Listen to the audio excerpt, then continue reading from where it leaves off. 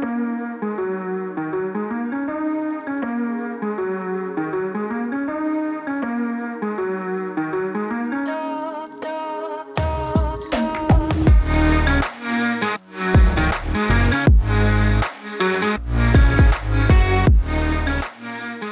folks, welcome back to another video. Join me in a rather Welsh feeling Spain today. It's a bit drizzly and a bit chilly. It does feel like being at home, to be honest. I'm on a rest day today, so no climbing for me. I'm just out on the dog walk. He's up there sniffing something. You can just about spot him. He loves just being out and about, finding animals and things, whatever he can get on the trail of.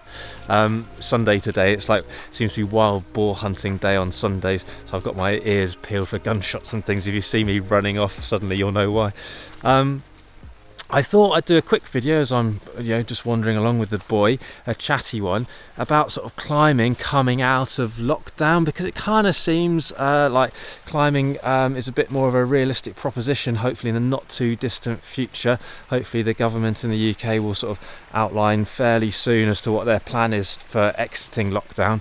I feel super lucky to have got to Spain when I did, so I have been able to climb all year, so you have my sympathies if you haven't been able to. Sorry for any camera wobble, it hurts my arm after a while holding it up.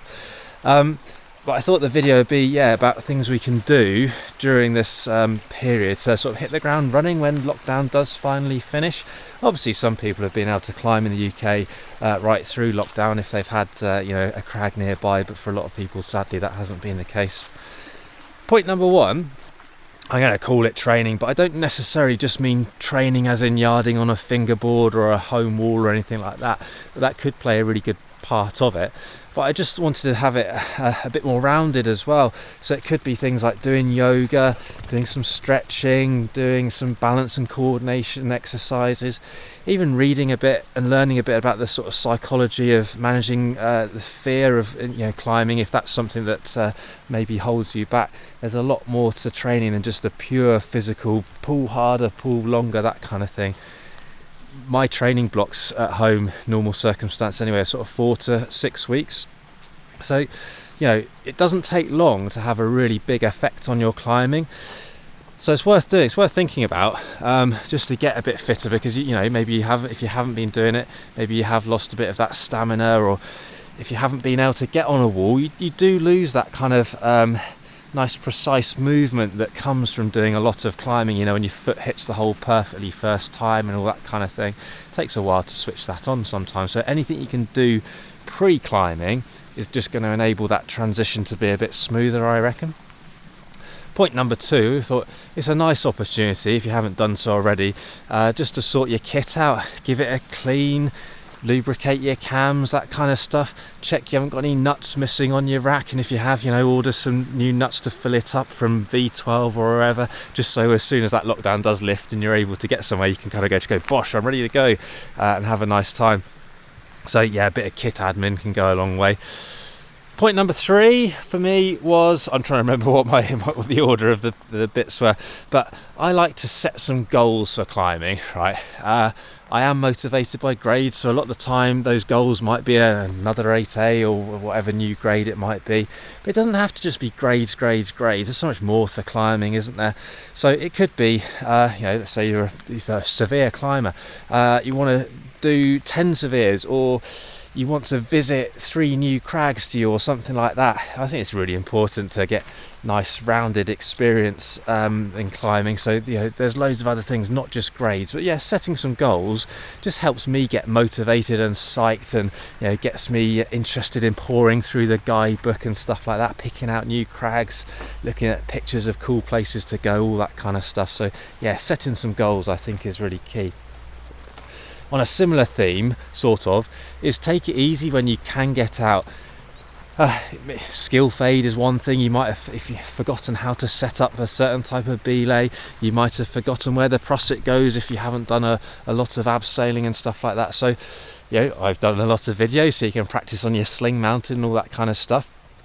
But equally, taking it steady in terms of grades as well. You might have been climbing E1 during last summer and now you haven't climbed for a while, so maybe drop it back down and just get some mileage on routes that are easy to you or easier to you. The grade of E1's just a random one that came out of my head, but yeah, take things steady and get some mileage in, I reckon, and just double check everything. Hopefully we kind of do those kind of things anyway, but just be really thorough about stuff so we have a nice safe time.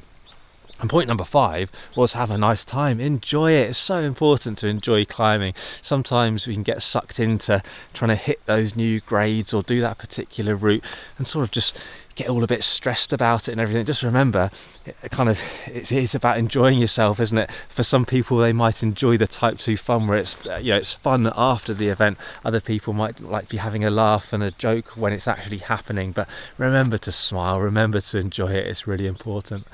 A bonus point number 6 was because I'm a climbing instructor, a climbing guide, selling my services. If you do feel like you need your skills topping up, hire an instructor, go on a course, me or whoever else, as long as they're qualified and stuff. Get out with someone, top your skills up, provide some extra psych. There's loads of things you do, whether it's coaching or skills stuff, whatever it might be, but it's worth thinking about.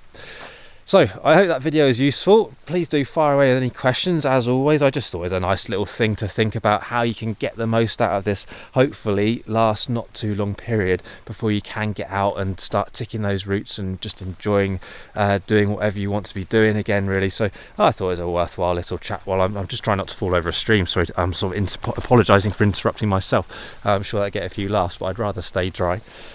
As always, thanks very much for watching. Click the like button, smash the subscribe button, follow us on Insta, find us on Facebook, all those things I ask every time. Support is massively appreciated. We should be ticking over 8,000 subscribers any day now, which is just mind-blowing. So thanks very much. Once again, thanks very much for watching. More videos coming up very soon.